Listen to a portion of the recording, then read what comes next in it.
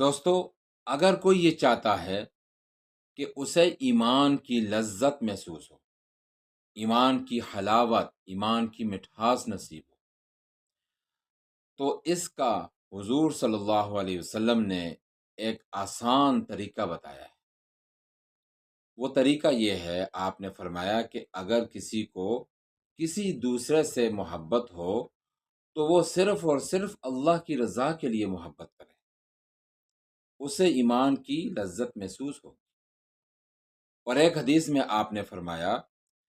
کہ اگر کسی آدمی میں 3 اعمال ہوں، نمبر 1 کہ اللہ اور اللہ کے رسول کی محبت اس کے دل میں سب سے زیادہ ہو، نمبر 2 کہ کسی سے محبت کرنا چاہتا ہو تو وہ محبت صرف اور صرف رب تعالیٰ کی رضامندی کے لیے ہو، نمبر 3 کہ کفر کی طرف لوٹ کر جانا اس کو اتنا ہی ناپسندیدہ ہو جتنا کہ آگ میں، یعنی جہنم کی آگ میں جانے کو وہ ناپسند کرتا ہے۔ تو ایسے آدمی کو